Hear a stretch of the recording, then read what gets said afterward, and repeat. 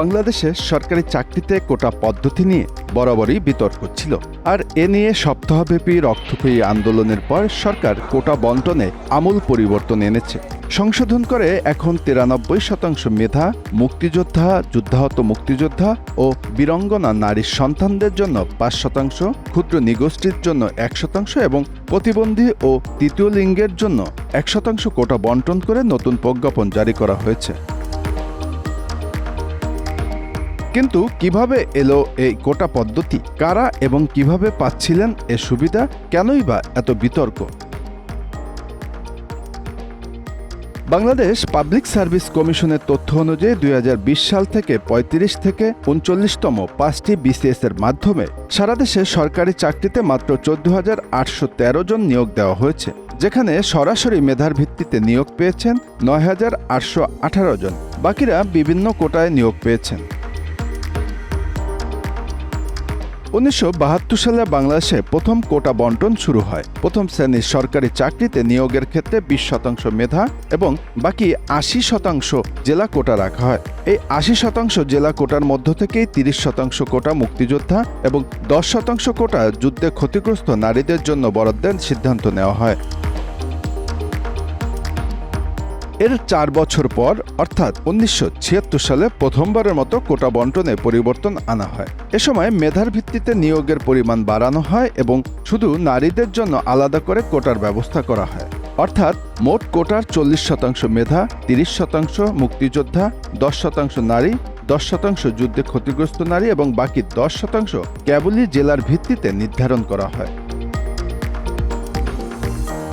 ক্ষুদ্র নিগোষ্ঠীর মানুষদের কোটায় অন্তর্ভুক্ত করে এবং মেধার ভিত্তিতে নিয়োগের পরিমাণ আরও বাড়িয়ে 1985 সালে কোটা পদ্ধতির সংশোধন আনে তৎকালীন সংস্থাপন মন্ত্রণালয়। এতে বলা হয়, প্রথম ও দ্বিতীয় শ্রেণীর পদসমূহে মেধাভিত্তিক 45% এবং জেলাভিত্তিক কোটা হবে 55%। এই জেলাভিত্তিক কোটার মধ্য থেকে মুক্তিযোদ্ধাদের 30%, নারীদের 10% এবং উপজাতীয়দের জন্য 5% পদ সমন্বয় করা হয়। 1990 সালে নন গেজেটেড পদগুলোর নিয়োগে কোটা পদ্ধতিতে আংশিক পরিবর্তন আনা হলেও প্রথম ও দ্বিতীয় শ্রেণীর চাকরিতে তা অপরিবর্তিত থাকে। সরকারি চাকরিতে মুক্তিযোদ্ধা সন্তানদের অন্তর্ভুক্ত করা হয় 1997 সালে। 1985 সালের কোটা বণ্টন অপরিবর্তিত রেখে কেবল 30% মুক্তিযোদ্ধা কোটায় উপযুক্ত মুক্তিযোদ্ধা প্রার্থী পাওয়া না গেলে মুক্তিযোদ্ধা, শহীদ মুক্তিযোদ্ধাদের পুত্র কন্যার জন্য তা বরাদ্দের আদেশ জারি করা হয়। বিএনপি নেতৃত্বাধীন 4 দলীয় জোট সরকার 2002 সালে আগের পরিপত্রগুলো বাতিল করে। তারা মুক্তিযোদ্ধার কোটায় 30% যোগ্য প্রার্থী পাওয়া না গেলে মেধা তালিকার প্রার্থী থেকে নিয়োগের নির্দেশ দেন। 2008 সালে আওয়ামী লীগ নেতৃত্বাধীন মহাজোট সরকার বিএনপির এই নির্দেশনা বাতিল করেন। একই সঙ্গে মুক্তিযোদ্ধাদের সন্তানদের জন্য নির্ধারিত কোটা পূরণ করা সম্ভব না হলে পদ খালি রাখার নির্দেশ দিয়ে প্রজ্ঞাপন জারি করে। 2011 সালে আরেক প্রজ্ঞাপনে মুক্তিযোদ্ধার নাতি নাতনিদের 30% মুক্তিযোদ্ধা কোটায় অন্তর্ভুক্ত করা হয়। সবশেষ 2012 সালে 1% প্রতিবন্ধী কোটা যুক্ত করা হয়।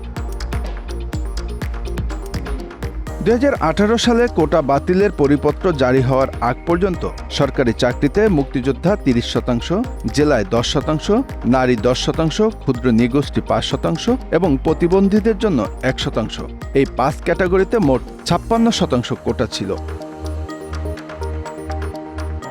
মূলত পিছিয়ে পড়া বা অনগ্রসর মানুষগুলোকে মূলধারায় অন্তর্ভুক্ত করতে পড়াশোনা, চাকরিসহ নানা ক্ষেত্রে কোটার ব্যবস্থা থাকে।